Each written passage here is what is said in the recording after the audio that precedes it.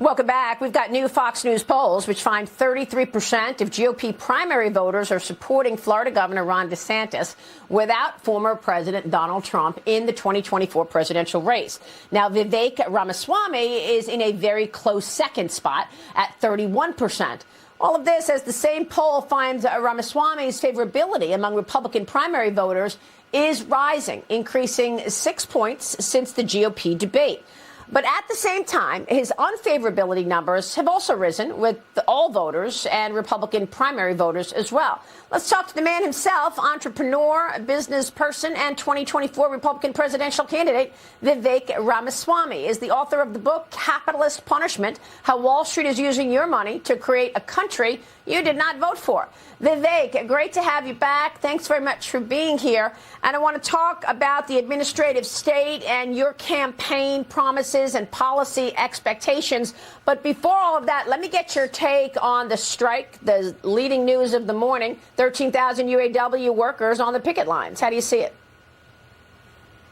So I think the UAW strike is misplaced, but I understand where they're coming from. Who they should really be striking against is President Biden. This is a president whose policies have ensured inflation over 16%, cumulative inflation since he took office. That means prices are higher while wages have not kept up. So I understand the frustration, not just of these workers, but workers in other segments of the economy as well. But the real root cause are the disastrous economic policies of this administration, Maria. That's why I'm running for president. I get the frustration. I don't even really blame the workers, even though I think the union bosses are channeling this in the wrong direction. This falls at the feet of the current administration. That's why I'm running for U.S. president. We can fix this economy, deliver economic growth, and make sure that everybody's actually participating in it, which hasn't been the case so far. All right, well, that all sounds good. You say you get it. What are you going to do about it? What is the policy to reverse this spiking inflation then? It's actually not that complicated, Maria. One is unlock American energy, drill, frack, burn coal, embrace nuclear. Energy costs actually drive inflation, and also by driving more energy production, we're driving economic growth.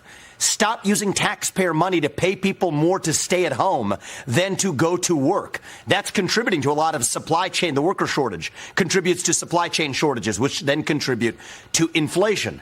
I also think we need to stabilize the U.S. dollar, Maria. That's a job for the U.S. Fed. Stabilize the U.S. dollar as a unit of measurement.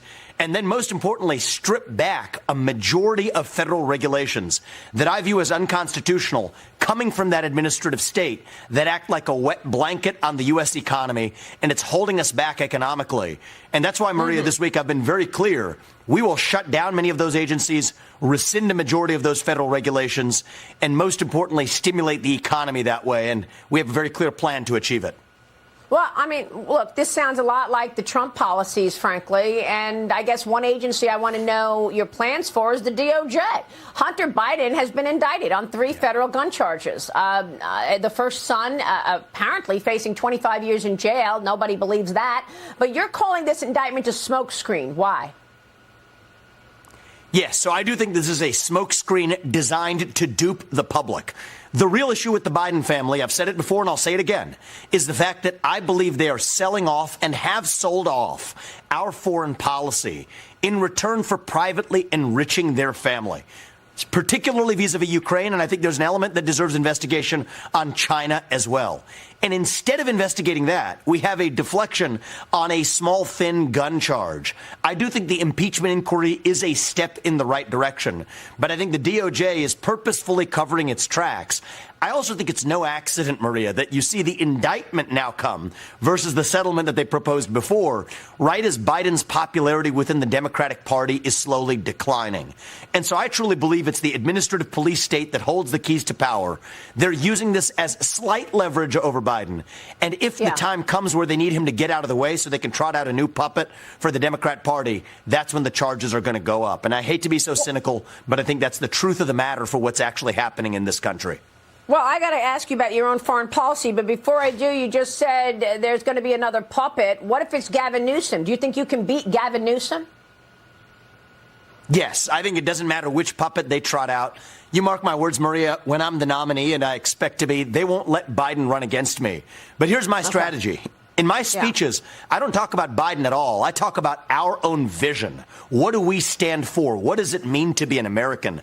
That's how we're going to win this election in a landslide, not just focusing on the other side. Well, you say you want, as president, you would cut 1 million federal employees in 2025. Vivek, we are on the doorstep of a government shutdown. Now, government employees will still get paid, but the government is about to shut down because they're not funding the government. We don't have the money. What's your plan?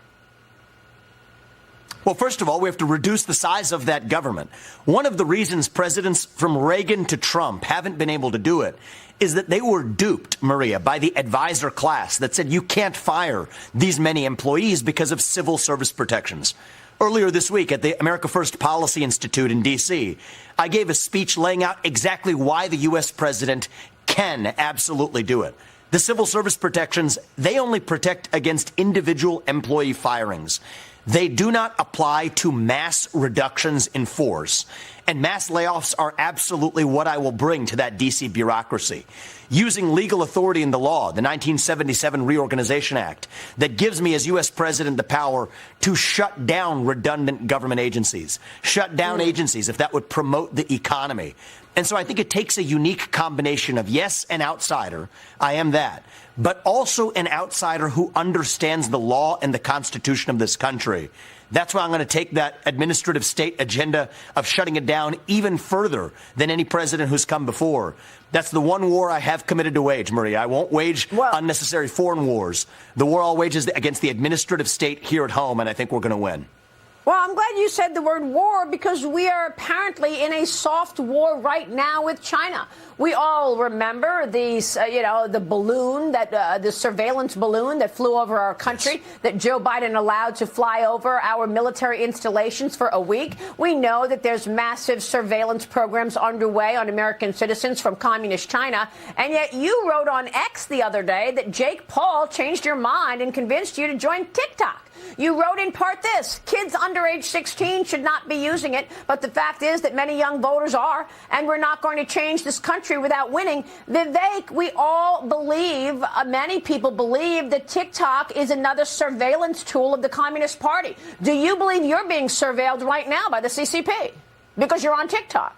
I think I probably was even before I was on TikTok. The reality is, Maria, American companies like Airbnb are handing over American user data to the CCP as a condition for doing business in China. So I have been probably since my first book, Woke Inc., very early on this issue, exposing that scam of the CCP, using American companies to get U.S. user data. But we're not going to change this country until we actually win this election. And one of the things that I came to the realization of is I'm open to being persuaded of ideas, Maria. You want to know what? The GOP talks a lot about reaching young voters. Well, Democrats are doing it far more effectively while the GOP is sitting in its own silo with its head in the sand. One of the things that I'm doing is we are bringing young people along in droves. That's how we win this election in a landslide. And when I am U.S. president, we'll make sure that the CCP is not playing these games anymore, that they play by the same set of rules. But I can't get there just by complaining with vengeance and grievance from the sidelines. We're going to get in there and get it done from the White House itself. And the other thing that I've said as U.S. president, Maria, is that we have to declare economic independence from China. If that was a Russian spy balloon flying over half the United States, we would have shot it down in an instant and ratcheted up sanctions. We didn't do it for the Chinese spy balloon because we're scared. Why are we scared? Because we depend on China from the shoes on our feet to the phones in our pockets. And next week in Central Ohio, next Thursday, I'm going to be laying out in a speech exactly how we'll declare economic independence while actually promoting American prosperity here at home. Well, people are worried about the threat of communist China, and I don't know. I don't believe that the CCP is exactly shaking in its boots about what you're saying about communist China right now. I've got to tell you, there are companies that are in. They absolutely should be. There are companies in index funds and stocks that trade on U.S. exchanges from China, from Russia, even in the face of this war. And that basically has Americans funding the expansion of communist China. Why are there companies that are sanctioned, already sanctioned from China, that are still in these indexes, Bottom line, are you going to use the economic and capital markets lever to push back on communist China? That means putting rules in place that will forbid investors from buying companies that are tied to the Chinese military. Will you do it? Yes, absolutely. In fact, Maria, I'm going one step further. I favor total decoupling from China, and I think we can do it. Many in the U.S., even in the Republican Party, say that would be too damaging. I disagree. If we onshore a lot of those supply chains to the U.S. and also do deals with South Korea, Japan, India, and Australia, this becomes far more feasible for the United States.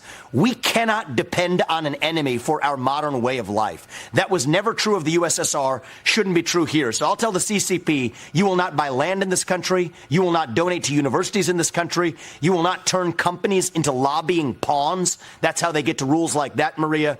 It's going to take a president with a spine, and frankly, somebody who isn't captured by special interests in this country.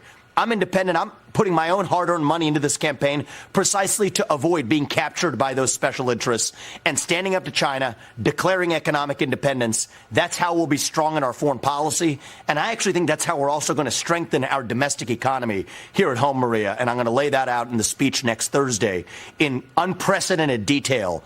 That's what it's going to take, more than just talking points. Somebody who actually has a spine to see that through. And you know what? They should be shaking in their boots if an outsider like me gets to that White House, as I expect to. And Vivek, real quick before you go, you said you're luring young people into voting for you. Joe Biden did it by promising that they are going to forgive their student debt. Are you going to reverse that?